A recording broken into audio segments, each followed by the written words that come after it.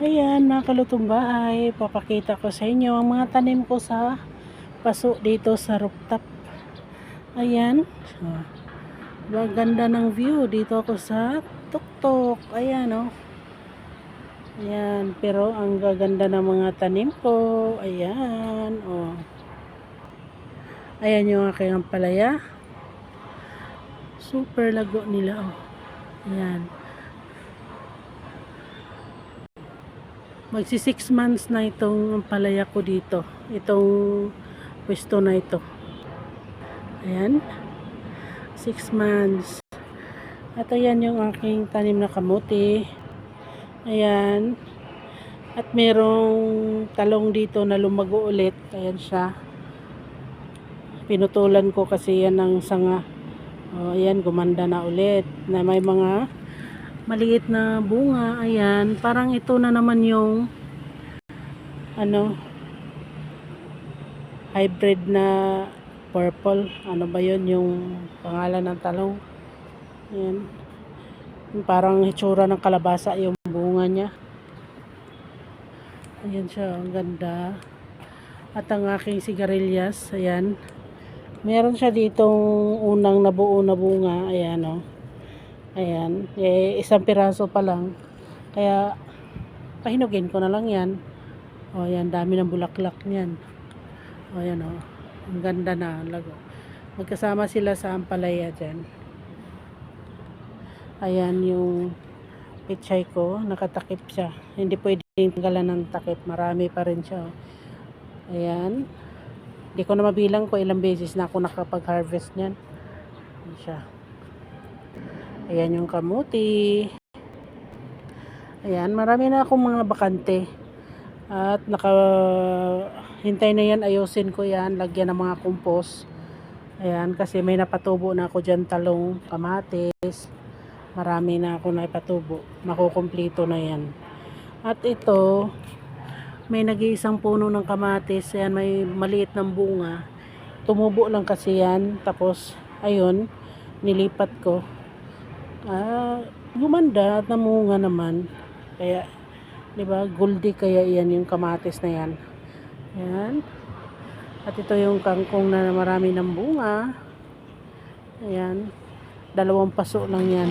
Pero pag titignan mo, akala mo 4 na paso na yung sinakop nila kasi limahilay. At ayan ito, ang ganda. Ang ganda sana. Kaso dami din naman bulaklak. Kaya hayaan ko muna siya. Ayan. At marami na rin akong naka-ready na kangkong.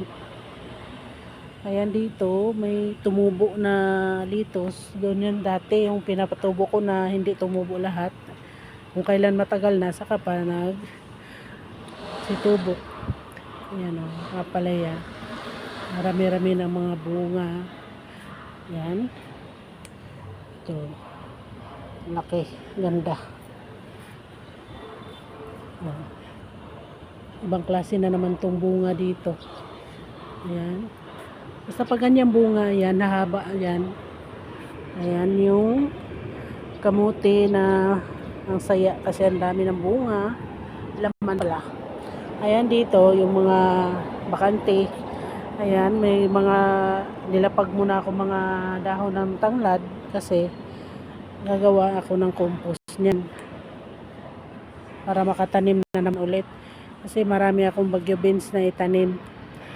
Ayan yung tanglad na hindi ko pa nalinis yung mga dahon. Ang lago Kasi pag hindi siya talaga tanggalan ng mga patay na dahon hanggang sa papangit at niliit yung mga butil nila.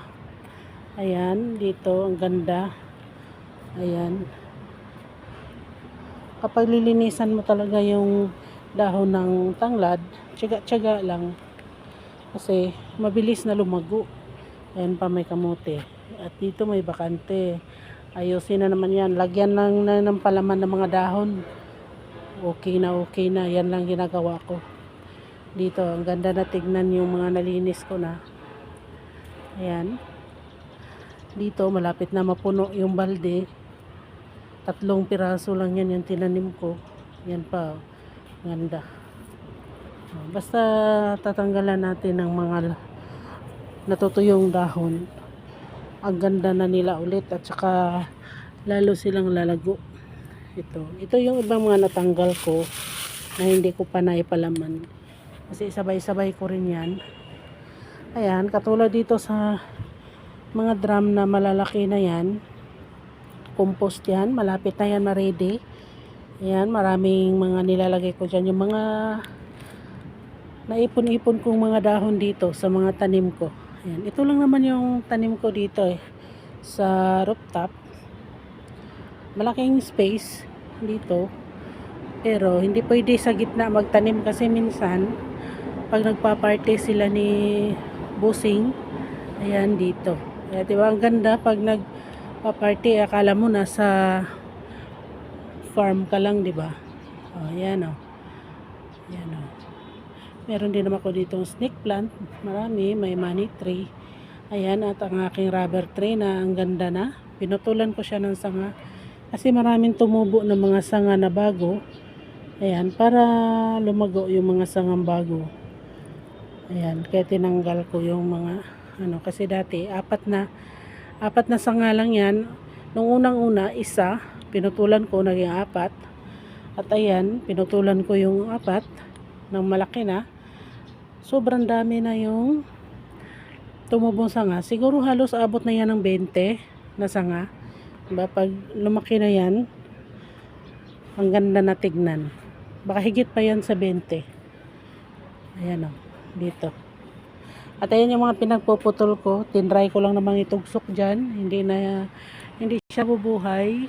Kasi ang nakikita ko kung paano itanim yung mga sanga sa rubber tree, hindi ko magawa. Kasi dami din naman ginagawa. Alam na. Ayan. Pampalipas oras ko nga lang to kapag tapos na ako sa mga gawain. Ayan. Pantanggal ng pagod. Ito yung aking malunggay. Ang ganda. Kaya kunti na lang yung kailangan bilhin na gulay sa palengke. Kung magmahal ng sobra, tsaga-tsaga na lang. Huwag nang bumili. Kaya naman dito kasi kaya naman alternate yung mga tanim kong gulay. Hindi naman magsasawa. O, diba?